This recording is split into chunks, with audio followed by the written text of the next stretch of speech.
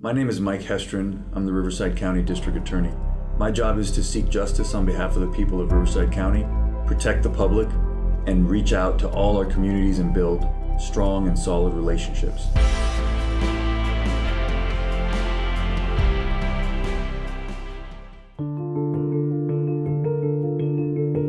The reason why Riverside County has taken such an aggressive approach to prosecuting fentanyl dealers is that we're facing a crisis in our county, really across the state and across the nation.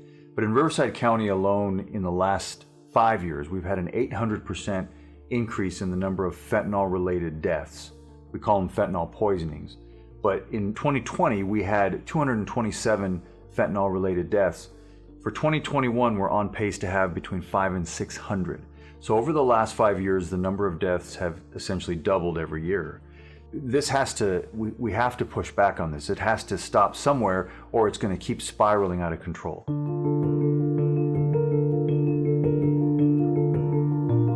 2 milligrams of fentanyl is fatal to the human body. In a teaspoon of fentanyl, there's 5,000 milligrams.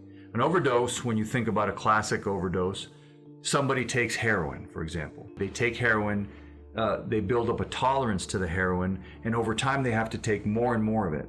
Eventually their body reaches a breaking point because the amount gets too much for their body to handle, and death follows. The overdose. Fentanyl is different. The introduction of such a lethal synthetic opioid has completely changed the nature of drug dealing and drug use in our country. One drug, one time, and it's lights out. That's it. It's fatal. The traffickers are going, and the cartel members are going to the extent to make the pills with the exact markings of the real pharmaceutical. And so the DEA estimates that in street-made pills containing fentanyl, about 25% of the pills are fatal, contain a fatal dose of fentanyl. So now someone has in their hand what looks like a pill made from a legitimate company. They might assume that that pill has been tested by the FDA, that it's safe, but nothing could be further from the truth. They die that night in their sleep. Their parents, their loved ones, their girlfriends, their boyfriends find them deceased the next morning. And then we're hearing that story played out over and over again across Riverside County. So I call that not an overdose, but a poisoning. Our young people are playing Russian roulette. That's happening every day in and day out, across this county, across the state, across the country.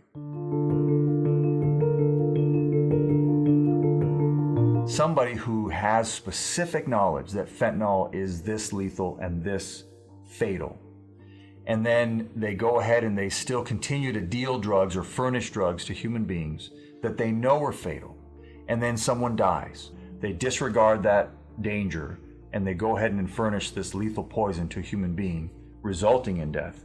They should be held accountable for a second-degree murder. They were committing an act that they knew would result in human death, and they just didn't care.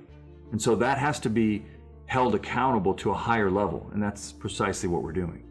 Not every case is suitable for this kind of prosecution, but when the evidence is there, when we believe we can ethically prove the case beyond a reasonable doubt based on the evidence, then we will file those cases.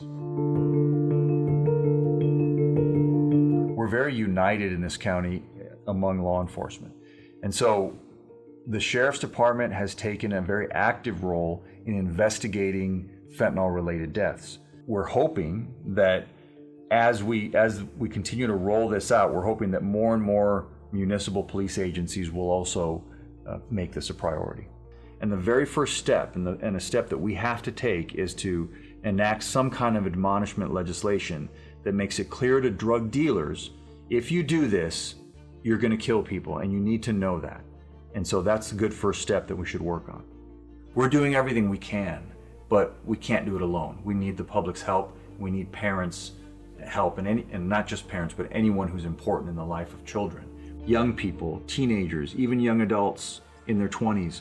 We've got to have tough conversations with them. This is not a time to avoid the difficult conversation about drug use. We need your help. It's time to have these conversations.